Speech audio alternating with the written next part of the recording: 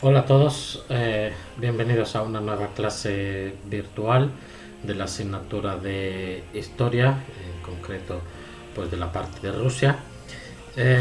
Y vamos a hablar del tema 6 del temario, que esencialmente pues es eh, la historia de la Unión Soviética, de la URSS, lo más resumidamente que se permite, teniendo en cuenta el tiempo. Y pues vamos a empezar con la muerte de Lenin y la llegada al poder de Stalin, y llegaremos pues hasta Gorbachev, ¿no? El último dirigente de la Unión Soviética como tal. Em, ya vimos en el tema anterior pues la vida y actividad de Lenin y su muerte. A su muerte parecía que quien iba a sucederle podría pensarse que sería Trotsky, ¿no? Trotsky, que va a ser realmente quien organice la revolución de octubre. Lenin no se encontraba presente en realidad en ese momento. Va a ser con la guerra civil quien realmente organice el ejército rojo y pueda llevarlo hasta la victoria. Un hombre pues con carisma, un orador. Eh, eh, por ver un poquito sus ideas, que también puede ser interesante, un poco la diferencia que va a tener con Stalin, aunque más bien pues va a ser la lucha por el poder, pero algunas ciertas diferencias puede haber.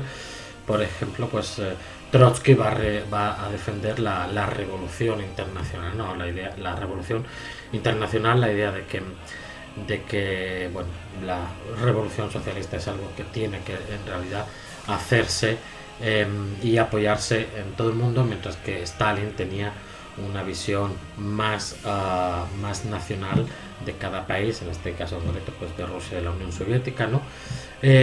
Trotsky, por ejemplo, pues estaba en contra de que se pactara en Occidente con partidos socialdemócratas, mientras que Stalin era más sí era más partidario de esos pactos, de esa alianza para poder llegar al poder, un poco con ese fin de conseguir alianzas y también de no soliviantar a los aliados occidentales. Es por eso que Stalin va a disolver la Tercera Internacional, ¿no? Y bueno, en definitiva, Trotsky en 1927, como consecuencia un poco de esa lucha entre Trotsky y Stalin por hacerse con el poder del Partido Comunista y a la postre pues de Rusia, de la Unión Soviética, eh, Unión de Repúblicas Socialistas Soviéticas desde 1923, ¿no? Pues en 1927 Trotsky fue expulsado del partido y desterrado. Él viviría posteriormente en México, donde fue asesinado en 1940 por un español, por Ramón Mercader. Eh, eh, bueno, un poco por la misma constitución que se había promulgado en 1920 con Lenin, pues esa llegada al poder, esa elección de máximo representante, pues no era por medio de unas elecciones a la manera occidental y tal. Y va a haber de facto, desde los tiempos de Lenin, hay un congreso de soviets de todos los rusos, así llamados, se supone que es el que representan, tiene todo el poder, pero luego de facto, lógicamente, ese enorme congreso, ese enorme parlamento no podía llevar a cabo el poder, el día a día, que quedaba reducido a básicamente pues un comité de unas 10 personas, ¿no? Quien controlara ese comité realmente es quien tendría el poder. Es aquí donde tenemos que hablar de Stalin. Stalin, su verdadero nombre pues es Josif Vissarionovich Dugashvili. Durante mucho tiempo se pensó que, y oficialmente se decía en la Unión Soviética, que había nacido en 1879. Hoy en día sabemos que fue en 1878 y murió en 1953. La fecha de su muerte también es importante, va a empezar un poco una nueva era en Rusia, ¿no? Stalin nace en una familia pobre, estudia en un colegio religioso, de donde sería expulsado por sus actividades pues en contra de las autoridades académicas, por entrar en una sociedad secreta de allí, etcétera, etcétera. Y bueno, entra en el partido bolchevique. Es constantemente perseguido por el poder zarista, tiene que usar nombres falsos, pasaportes falsos, viajar, en fin, un poco esta vida de perseguido, y fue encarcelado varias veces y también enviado a Siberia, aunque logró escapar. Y bueno, en 1917 va a marchar a Petrogrado, San Petersburgo, y al final llegará a ser director del periódico Pravda, este órgano de información, ¿no?, de los bolcheviques. Y dentro del partido es importante un poco la estrategia. Ya desde sus tiempos de estudiante apuntaba maneras en su forma de ser, saber reservarse sus verdaderas intenciones, sus verdaderos sentimientos, saber no ver las cosas muy fríamente, mostrarse fríamente, para al final saber actuar a lo que más le interesará a él, ¿no? Él consiguió, más allá de puestos muy visibles o muy no de ser muy cara, muy visible, pues estuvo muy metido en lo que eran tareas administrativas del Partido Comunista, pero eso le permitió pues conocer por dentro toda la maquinaria del partido, conocer a las personas, saber cómo funcionaba, cómo pensaba cada persona también, etcétera. Hasta que en 1922, estamos hablando antes incluso de la muerte de Lenin, pues consiguió que se le nombrara secretario general del partido, y ya como secretario general del partido supo colocar en los puestos claves del partido a sus partidarios. Lenin ya antes de morir en 1904 advirtió o alertó del excesivo poder que estaba acumulando Stalin. Llegó a pedir, y del carácter que tenía autoritario de Stalin, llegó a pedir que fuera apartado, pero dada ya la salud, como sabemos, que tenía Lenin en sus últimos tiempos, siendo Stalin ya secretario general y siendo precisamente quien controlaba un poco todo, pues ya esa advertencia de Lenin no llegó a cumplirse. Stalin no era una persona que podríamos considerar pues muy carismática, no era un gran orador, era muy reservado en sus opiniones, como sabíamos. Cuando se producía votaciones dentro del partido, pues él dejaba que fueran otros los que se pelearan y expresaran más abiertas sus ideas, y él siempre pues votaba con la mayoría, con lo cual al final nunca era uno de los que quedaban relegados en el partido por haber pertenecido a la minoría que hubiese votado tal o cual cosa. Es famosa una frase de Stalin, aquella de que no importa quién vota, importa quién cuenta los votos, y en realidad la dijo refiriéndose al Partido Comunista, no ni siquiera a unas elecciones libres o algo así, ¿no? Total, que al final, y como hemos visto, pues efectivamente, tras la muerte de Lenin, siendo ya el secretario general y controlando todos los puestos clave con sus partidarios, etcétera, etcétera, pues al final es quien va a hacerse con el poder, va a conseguir que se expulse a Trotsky, y ahí empieza ya su poder ilimitado realmente, ¿no? Su política se va a caracterizar por una fuerte industrialización. Él es consciente de que Rusia, o ya la Unión Soviética de su época, estaba muy atrasada. Se podría hablar que unos 50 o 100 años de atraso con respecto a otros países occidentales, y él exige que en 10 años se tiene que recuperar esa diferencia, ¿no? Eliminar esa diferencia. En 1929 da por finalizado la nueva política económica que vimos que había puesto en marcha Lenin, para poner en marcha el primer plan quinquenal, ¿no? Con una serie de objetivos marcados. hace también, necesita para ello, habíamos visto que Rusia había sido siempre esencialmente un país agrícola, de una mayoría de población, pues de aproximadamente el 80% campesina, y va a tener una política de llevar muchos campesinos a las ciudades como mano de obra obrera industrial, como obreros industriales, ¿no? Claro, para ello necesitaba aumentar la producción agrícola en granjas, la que eran las granjas colectivas, ¿no? Eh, con maquinaria más moderna y todo eso, para que hubiera un excedente suficiente agrícola que pudiera alimentar pues a todos esos obreros y a todos los demás, ¿no? Que ya no trabajaban en el campo. Eh, También de su época es conocida la política de persecución a los kulaks, kulak, que en ruso significa puño, kulak, y era como se designaba pues a unos pequeños propietarios de tierras, no eran los grandes terratenientes aristocráticos de la época zarista, pero gente que había conseguido tener unas ciertas posesiones de tierra y haber conseguido pues una posición más o menos acomodada, ¿no? Adinerada. Pues Stalin va a hacer una campaña brutal de persecución contra estos kulaks. Muchos van a ser ejecutados, muchos van a ser enviados a Siberia.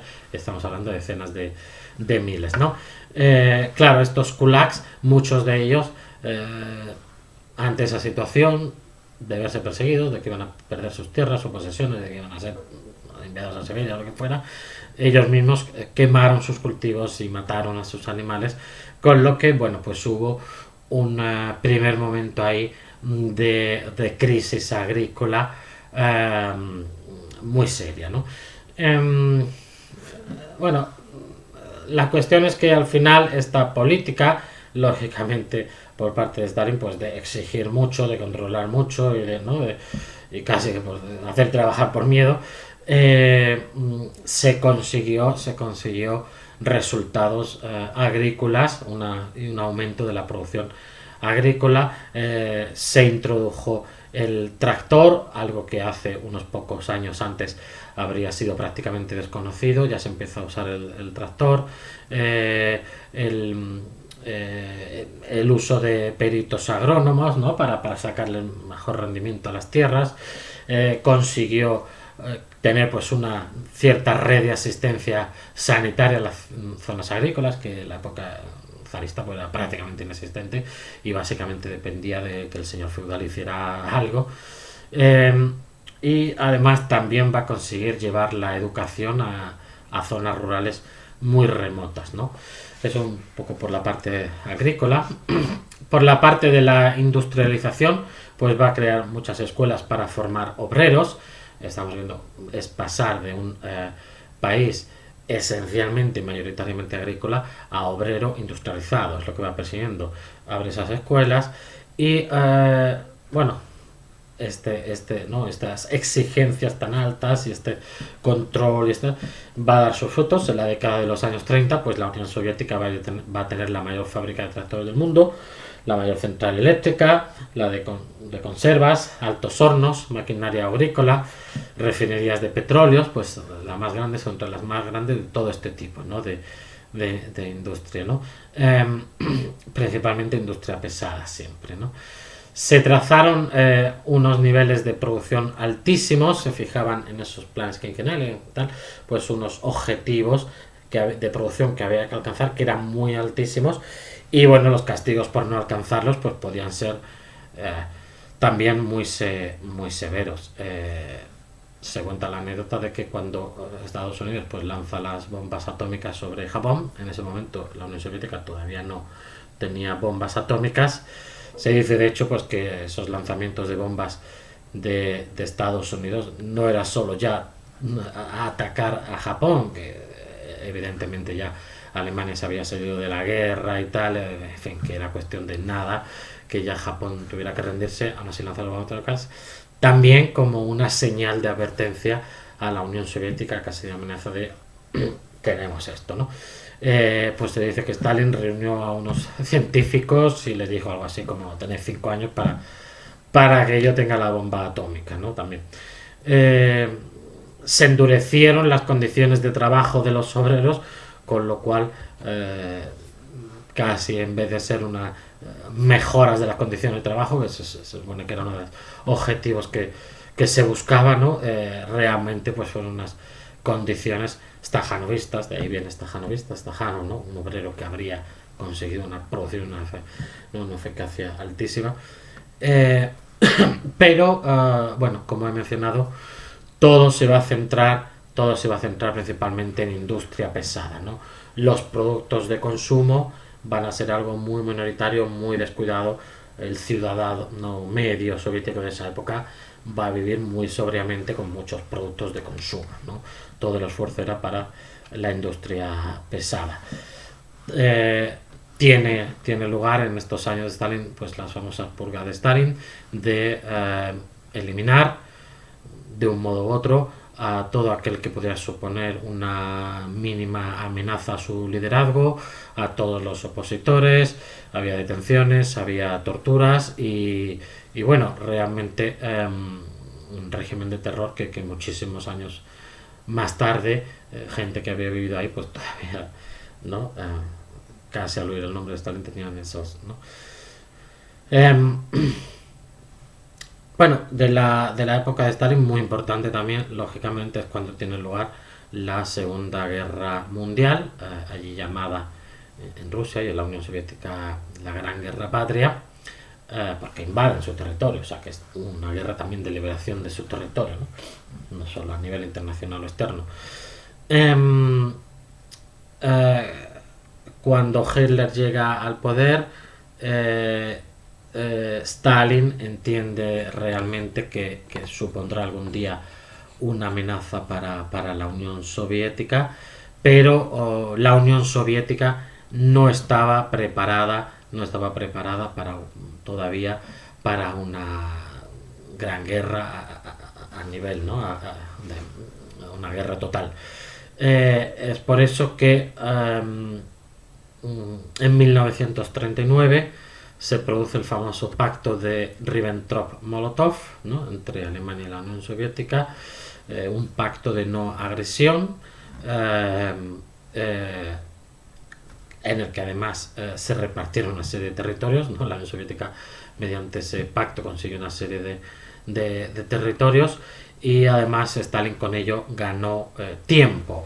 Ese 2 años que va a tener, que le va a suponer ese pacto, los va a utilizar, los va a aprovechar para aumentar la producción militar de tanques, de armamento, etcétera, a unos niveles altísimos, con lo cual, sabiendo que tarde o temprano el enfrentamiento con la Alemania nazi de Hitler sería inevitable, llega ese momento el 22 de junio de 1941 cuando Hitler pone en marcha la famosa Operación Barbarroja, así llamada Barbarroja, que es cuando las tropas alemanas entran en territorio soviético, ¿no? Invaden el territorio soviético, con lo cual se rompe, digamos, ese pacto.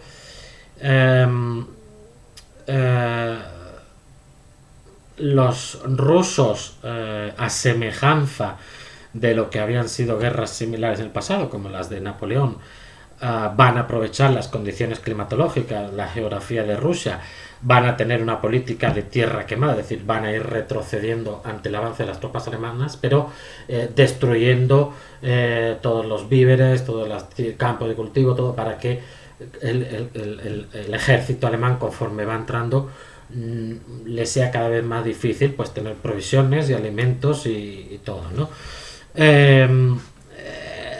Se conoce realmente como una lucha heroica de todo el pueblo.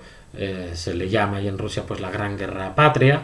Hay muchísimas historias, muchísimas películas sobre eso realmente, y va a ser una guerra terrible, en la que al finalizar la Segunda Guerra Mundial habrán muerto cerca de 20 millones de rusos, más que alemanes incluso, que perdieron la guerra. Pues el país que más muertos tuvo con diferencia fue Rusia, ahí están las batallas de Stalingrado, entonces una guerra realmente terrible para el pueblo ruso, pero consiguen no solo echar a los alemanes de su territorio, sino que Stalin ordena que se siga avanzando hacia Alemania, y son los soviéticos los que entran en Berlín, ¿no? Poco después de ya entrar en Berlín y que se rindiera Alemania, Japón todavía seguía en lucha.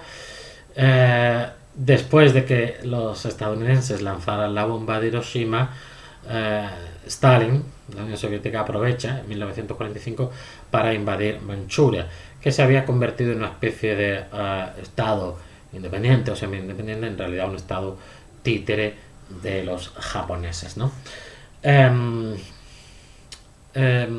Además, con ese avance en la Segunda Guerra Mundial, Stalin va a conseguir aumentar su área de influencia más allá del territorio propiamente dicho de la Unión Soviética, y es entonces cuando se van a instaurar regímenes comunistas en los países de la Europa Oriental, en Polonia, en Checoslovaquia, ¿no?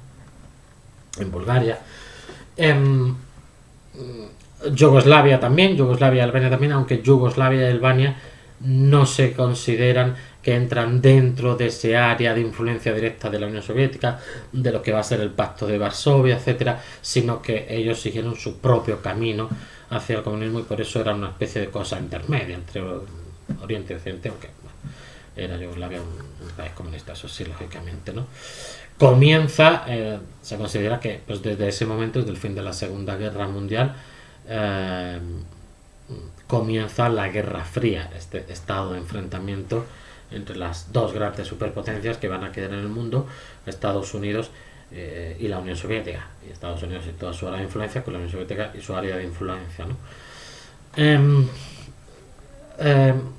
Stalin va a tener una política externa pues muy agresiva en ese sentido en este primer periodo de la Guerra Fría. Por ejemplo, pues Alemania, tras la Segunda Guerra Mundial, Alemania había quedado dividida en 4 partes y correspondía a cada una de las potencias vencedoras una parte quedaba bajo control de Estados Unidos, otra de Reino Unido, otra de Francia y otra de la Unión Soviética, ¿no? Pero es que además dentro de esta zona de Alemania ocupada por la Unión Soviética y controlada por la Unión Soviética, se encontraba Berlín, y Berlín a su vez fue dividido también en cuatro zonas de las 4 potencias. Más adelante, eso será más adelante, pues ya se hará el muro famoso de Berlín, etcétera, etcétera, ¿no?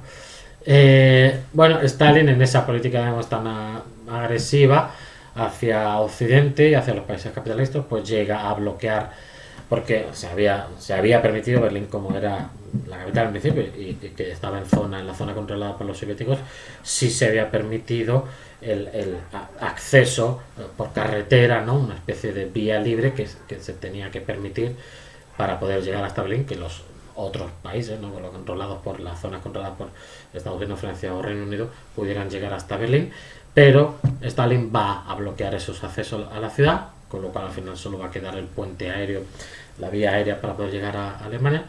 Se va a crear las dos Alemanias, que llegarán hasta la caída del muro de Berlín en 1989, la República Federal Alemana, que va a ser pues la occidental, la capitalista, y la República Democrática Alemana, va a ser pues la comunista, ¿no? En 1947, a instancias también de Stalin, se crea la Cominform. Ya hemos dicho que Stalin había eliminado, no disuelto, la Comintern, la Internacional Comunista, pero va a crear la Cominform, que es una especie de oficina de información de los partidos comunistas, ¿no? De los países comunistas, básicamente. Todo en la Unión Soviética en la época de Stalin, desde la educación hasta la propaganda, el arte, todo, va a estar dirigido a la exaltación de los triunfos soviéticos y a la denigración de todo lo occidental. Hay una película rusa que ganó el premio a la mejor, el premio, o sea, el Águila de Oro, que es el premio de la Academia Rusa de Cine. Ganó el premio a la mejor película, que se llama Styliagi, y Styliagi aunque hoy en día puede referirse pues a cualquiera que va a la moda o un pijo o algo así, pero bueno, se refiere a un uso bastante específico que tenía pues en los años 50 precisamente, que era el de esta subcultura o esta tribu urbana, diríamos hoy en día, que le gustaba, que sentía fascinación por todo lo occidental, principalmente por lo estadounidense. Entonces pues vestir a la manera estadounidense con tupé, etcétera, el jazz, el rock and roll y todo eso, ¿no? Es bueno, una película muy recomendable, y como pues en general estaban muy mal vistos, ¿no? En esta época. Eh, Total, que esto es un poco la visión general de la época de Stalin, quien muere en 1953. Se sabe, hay alguna película incluso basada en esto, que casi es cómico, que a la muerte de Stalin, pues, por lo visto durante horas no sabían qué hacer con Stalin. Es decir, tenía tanto poder Stalin y le tenían todos tanto miedo que ahora se ha muerto, nadie sabía en un primer momento, ahora qué hacemos con el cadáver ahí, ¿no? Bueno, tras la muerte de Stalin, el poder va a recaer en el Presidium, en esa especie de consejo de unos 10 hombres más importantes del Soviet Supremo, y en general este Presidium se va a intentar buscar el fin de ese sistema de que un solo hombre pueda tener tantísimo poder, para que el poder sea algo un poquito más colegiado en ese presidium del Soviet Supremo. Con lo cual el presidente del presidium va a equivaler en cierto modo al de jefe de Estado, de la Unión Soviética. Luego va a tener una cierta evolución, eso, ¿no? Que no hay que confundir con el puesto de secretario general del Partido Comunista, evidentemente un cargo también muy importantísimo, que podía recaer en una misma persona estos dos cargos, o no, y que tampoco hay que confundir un poco con el de presidente del Consejo de Ministros, de jefe de gobierno, ¿no? Tres cargos muy importantes, pero no hay que confundir ni identificar exactamente. Bueno, tras la muerte de Stalin, ese puesto de presidente del Presidium, del Soviet Supremo, lo va a ocupar Voroshilov hasta 1960. Hasta 1960. En 1900... en estos primeros años, justo después de la muerte de Stalin, un poco la visión general es que el ciudadano soviético pues estaba ya más formado, había recibido más educación, era más independiente, y bueno, pues se necesitó rebajar la presión de la policía secreta, se aumentó la producción de artículos de consumo, es decir, ya no todo dirigido a la gran industria pesada, mientras el ciudadano medio vivía muy sobriamente, vamos a decirlo así, sino mejoraba un poquito la calidad de vida y los productos de consumo del ciudadano. La cultura gozó de algo más de libertad de expresión, se aceptaron turistas extranjeros, incluso estadounidenses, y se organizaban viajes turísticos en grupos para rusos al extranjero, aumentaron los intercambios culturales y algunos equipos deportivos viajaron incluso al extranjero para jugar al extranjero y hacer ciertas exhibiciones, ¿no? Bueno, en cualquier caso, en 1955, después de la muerte de Stalin, se crea el llamado Pacto de Varsovia, que es, digamos, una especie de contraposición a la OTAN, ¿no? A la OTAN occidental, pues los países del área socialista van a crear un pacto militar del Pacto de Varsovia para ayudarse mutuamente militarmente en caso de agresión, ¿no? En 1957 se lanza el primer Sputnik, el primer satélite. Entonces, pues bueno, los soviéticos van a ser los primeros en lanzar un objeto al espacio, van a ser los primeros en lanzar un animal al espacio, van a ser los primeros en lanzar a un hombre al espacio y los primeros en lanzar a una mujer al espacio también, ¿no? Aunque la agricultura no llegaba a tener, estaba todavía algo más atrasada con respecto a Occidente, eso sí. En este contexto hay que hablar de Nikita Khrushchev. Nikita Khrushchev, que va a ser primer secretario, lo que luego se llamará secretario general, ¿no?, del Partido Comunista de la Unión Soviética desde 1953, es decir, justo desde la muerte de Stalin. Él va a ocupar ese cargo de primer secretario del Partido Comunista hasta 1964. Y también va a ser presidente del Consejo de Ministros, es decir, una especie de jefe de gobierno, desde 1958 hasta 1964. 1964 es el año que es destituido de todo a la vez, ¿no? Pero, como os digo, no hay que confundir ese cargo de primer secretario, luego llamado secretario general del Partido Comunista, que tuvo Khrushchev de 1950 a 1964, y el de presidente del Consejo de Ministros, ¿no?, con el de presidente del Presidium, que en los primeros años, del 53 al 60, fue, como he mencionado, Voroshilov, Kliment Voroshilov, y que luego de 1960 a 1964 va a tener ese cargo de presidente del Presidium, Leonid Brezhnev, ¿no? Bueno, Khrushchev destacó, y llamó la atención, y destacó por atacar a la persona y a la política de Stalin, ¿no?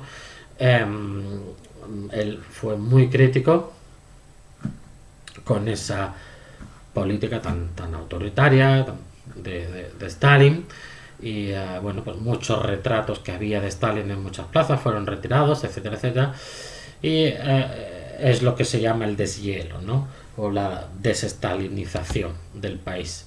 En 1961 incluso le cambió el nombre de Stalingrado, se la cambió el nombre a Volgogrado, ¿no?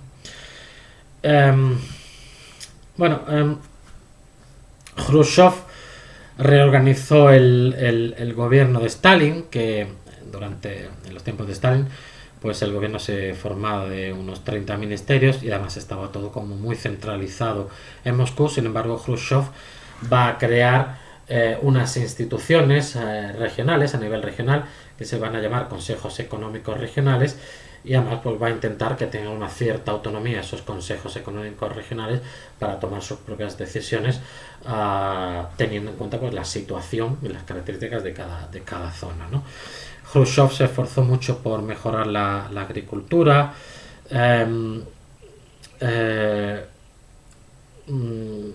intentó mejorar la calidad hubo una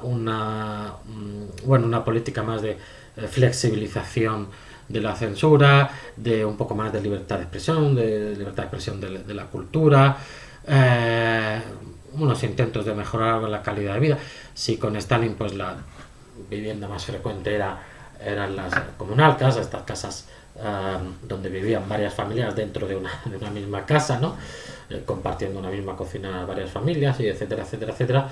Pues Khrushchev ya va a crear los primeros pequeños pisos para unifamiliares, para una sola familia, conocidas en Rusia como Khrushchevka, que luego muy posteriormente lógicamente va a ser un poco, se va a ver como pisos muy malitos y tal, pero en esa época pues que una familia pudiera tener ya su propia casa, pues eso suponía un avance, una mejora, ¿no?, en su calidad de vida, etcétera, etcétera.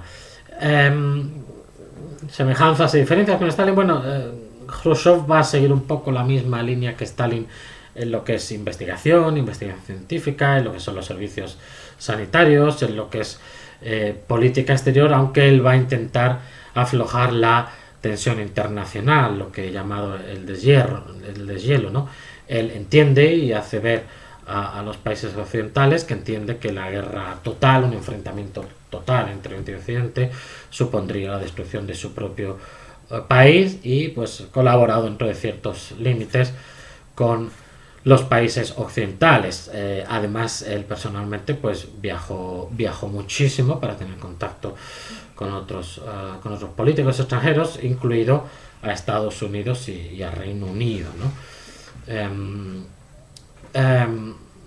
Aunque por otro lado pues también algunas líneas más duras de política exterior, como bueno, aplastó la rebelión húngara de 1956, y además fue con él que se levantó el muro de Berlín en 1962.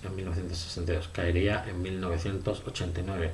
En ese mismo año de 1962 tiene lugar la llamada crisis de los misiles, ¿no?, cuando la Unión Soviética coloca en la isla de Cuba una serie de misiles que podían llegar hasta territorio estadounidense. Estados Unidos le da un ultimátum a la Unión Soviética para que retire esos misiles, y o sea, era un ultimátum de o se retira antes de tal fecha o iniciaremos la guerra, el ataque, y la Unión Soviética lo retiró en el último momento, y fue un momento de mucha crisis y de mucho miedo a nivel mundial, ¿no? La cuestión es que en 1964 fue destituido por parte de sus enemigos dentro del partido, incluso por el propio Brezhnev había iniciado los movimientos para destituir a Khrushchev, que dentro de lo que es el partido no estaban muy contentos con él, y Khrushchev pues había ignorado mucho lo que son ciertas estructuras del partido, etcétera, y así que finalmente fue destituido en 1964 y vivió retirado, ¿no? en su dacha. Publicó una suerte de memorias que tuvieron que ser publicadas inicialmente en el extranjero. Un poco a esta época de Khrushchev a grandes rasgos, o de Voroshilov-Khrushchev a grandes rasgos, va a suceder pues la época de Brezhnev. Bien, vamos a continuar con este tema. Y tras Khrushchev, destituido en 1964, pues la figura fuerte de la Unión Soviética va a ser Brezhnev, ¿no?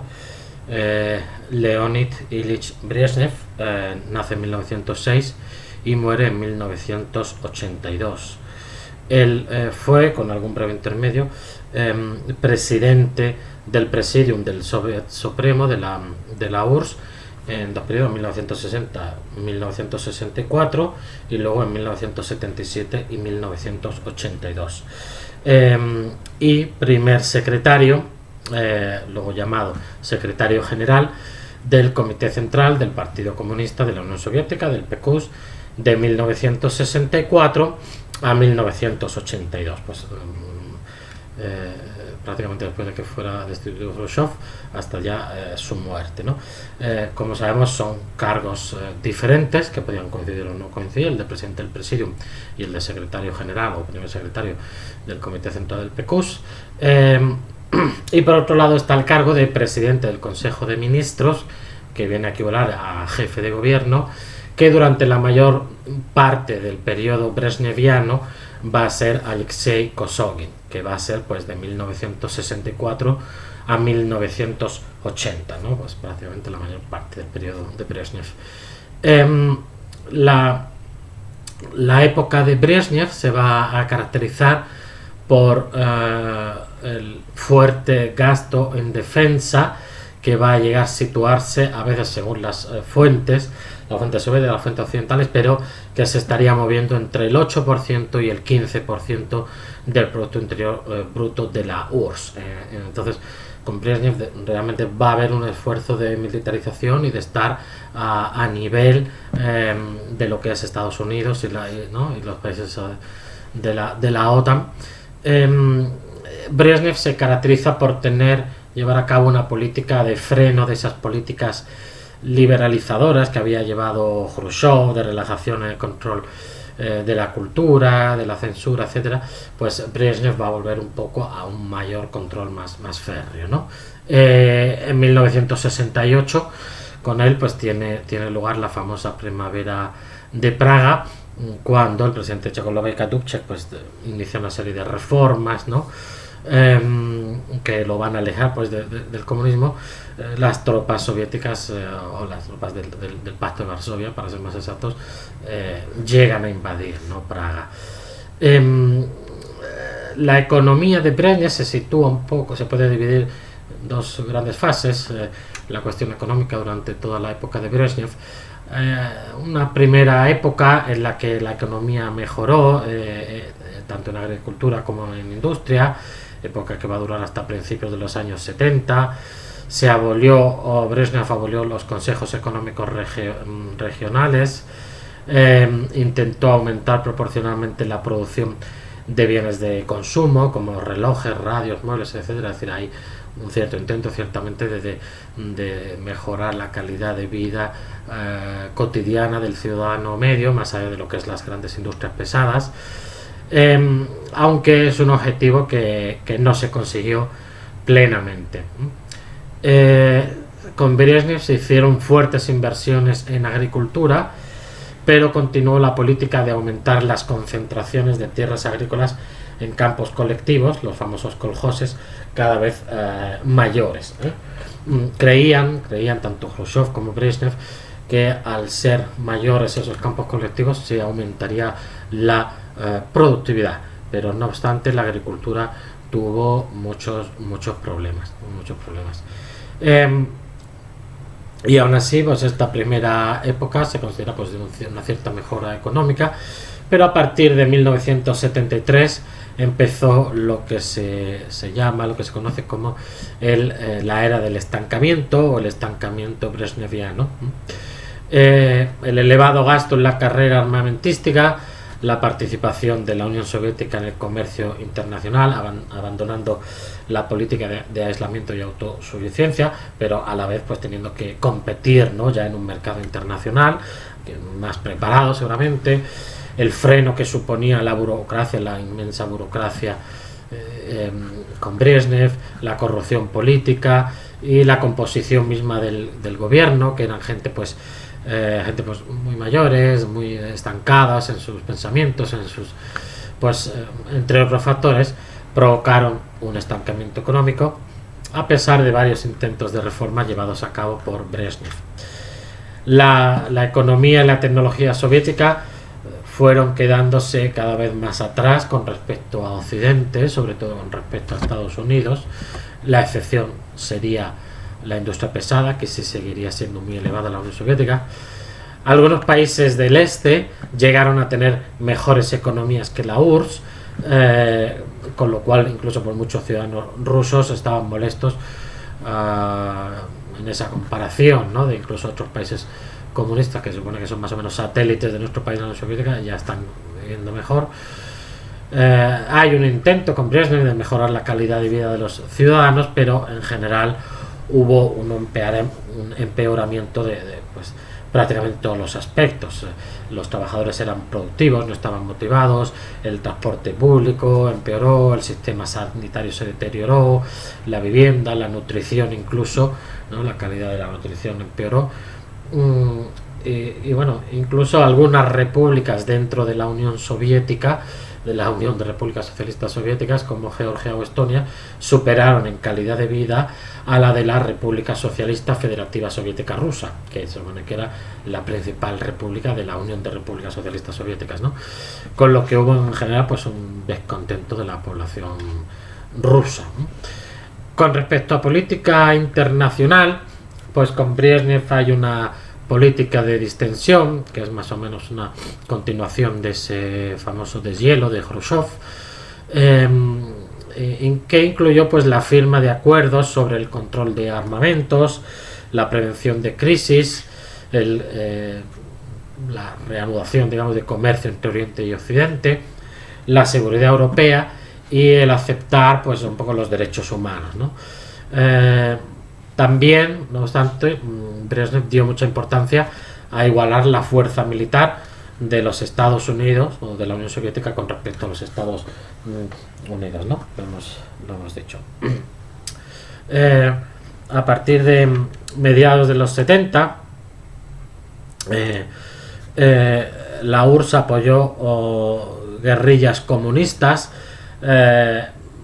y con la implantación de del comunismo en varios países de Asia, como recuerdo por Vietnam y de África también, el presidente Carter va a cambiar hacia, el presidente estadounidense, ¿no?, va a cambiar hacia una política más hostil hacia la URSS, apoyando gobiernos anticomunistas. Entonces va a haber, fuera de propiamente lo que es propiamente dicho la Unión Soviética o Estados Unidos, que no hubo un enfrentamiento militar directo, pero sí en muchas otras partes del mundo van a estar apoyando a unos u otros, ¿no?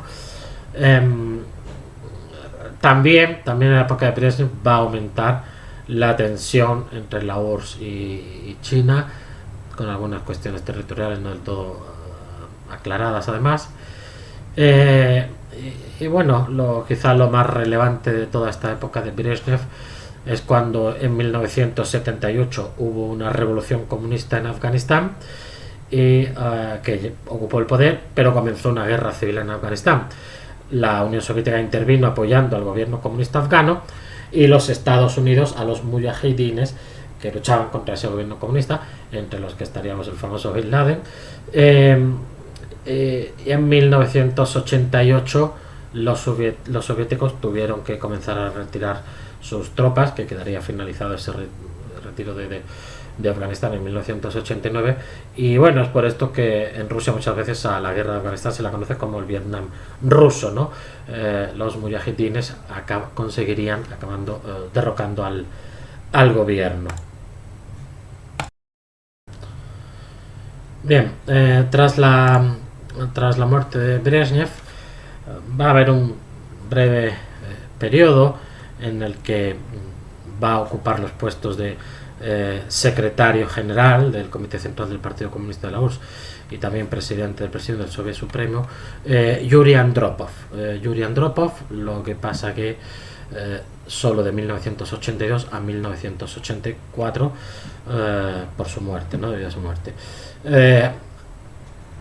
Un poco brevemente sobre él había sido director del KGB y políticamente representaba una línea bastante dura en cuanto a ideología, aunque era un intelectual con algunos planteamientos relativamente liberales y que sabía hacerse cierta autocrítica. Durante su mandato intentó reformar la administración, aliviar la burocracia y sacar la economía soviética del estancamiento en que hemos dicho que se hallaba, ¿no? Pero debido a sus constantes problemas de salud no pudo llegar a realizar mucho de estos proyectos. Políticamente, como decimos, una línea bastante dura, intentó acabar con toda disidencia y llegó a decir que la lucha por los derechos humanos era un complot imperialista para acabar con la Unión Soviética. Apoyó la invasión de Afganistán antes, ¿no? Afganistán empieza en 1981, todavía con Brezhnev, y echó en cara al gobierno polaco que un polaco hubiera sido elegido papa, Karol Wojtyła, ¿no? Juan Pablo II, porque en su opinión desestabilizaría el comunismo en Polonia, acabaría desestabilizando el comunismo en Polonia, lo que pues fue verdad, ¿no? En política exterior, esta época se caracteriza por el aumento de la tensión con Estados Unidos.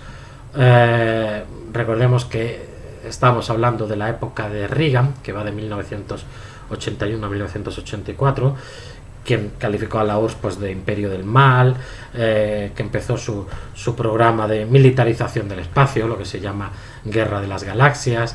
Muchas tensiones realmente, ¿no?, entre Estados Unidos y la Unión Soviética. En 1900 es cierto que en 1983 Andropov intentó llevar a cabo una rebaja de esa militarización, de esa confrontación. Hay una famosa anécdota de una niña estadounidense, Samantha Smith, que le habría escrito una carta y habría podido viajar esta niña a la Unión Soviética y tal, pero Reagan continuó con su política de enfrentamiento, ¿no?, con la Unión Soviética. A Yuri Andropov le sucedió también muy brevemente Konstantin Chernenko, de 1984 a 1985, como secretario general del Comité Central del PQS y también como presidente del Presidium del Soviet Supremo de la Unión Soviética. Él es quien usa por primera vez la palabra perestroika, que en ruso significa reconstrucción, ¿no?, referido a economía, y aumentó los derechos de las empresas, entonces una cierta rebaja del control estatal de las empresas. Luchó contra la corrupción y la economía sumergida, que ya estaba surgiendo y creciendo, pero la situación general de la economía soviética no terminaba de despegar ni de modernizarse, ¿no?, a pesar de todos estos intentos de Brezhnev de Andropov, de Chernenko, ni de modernizarse. Inició una reforma educativa y reforzó el papel de los sindicatos. Pero como decimos, pues fue también un periodo muy breve. A Chernenko le va a suceder en 1985 Mikhail Gorbachev, ¿no? Mikhail Gorbachev, se puede considerar que su era va de 1985 a 1989. Va a ser secretario general del Comité Central del Partido Comunista de la Unión Soviética de 1985 a 1991, cuando desapareció la Unión Soviética, y también fue presidente del Presidium del Soviet Supremo de la Unión Soviética, que luego tendría el nombre de presidente de la Unión Soviética, ¿no? Bueno, pues de 1988 a 1991. Y bueno, pues quizá uno de los rasgos más significativos de este personaje es que recibió el Premio Nobel de la Paz en 1990, todavía siendo presidente de la Unión Soviética, ¿no? Como decimos, pues una de los hitos más importantes de su era es la llamada perestroika, que significa reconstrucción, que se va a caracterizar pues por una mayor transparencia por parte del Estado y del gobierno de cara a la ciudadanía en dar datos, etcétera, etcétera. Esta transparencia, que se conoce a veces con la palabra rusa también, incluso en español, ¿no? De glasnost, glasnost es esta, ¿no? También por aumentar la libertad de expresión y de imprenta, por iniciar unas elecciones democráticas y por introducir la economía de mercado. Con él tiene lugar pues lo que se puede considerar el fin de la Guerra Fría, que se puede decir que de facto ocurrió con la cumbre de Malta en 1989 entre George H.W. Bush, el padre del que luego fue George Bush, también presidente de Estados Unidos, el anterior, ¿no? George H.W. Bush, y Mikhail Gorbachev, en el que no se llegó a firmar ningún tipo de acuerdo, formalmente nada, pero sí hubo declaraciones por parte tanto del mandatario estadounidense como soviético de avanzar hacia la colaboración entre el este y el oeste. Es también con Mikhail Gorbachev que se va a ordenar la salida de las tropas soviéticas de la guerra de Afganistán y pues como sabemos tiene lugar con él la desintegración de la Unión Soviética, el fin del comunismo y también la desintegración de la Unión Soviética en 1991, que es lo que empezaremos viendo con un poquito más de detalle en el siguiente tema. Y hasta aquí pues terminamos este tema 6, que es el penúltimo del temario.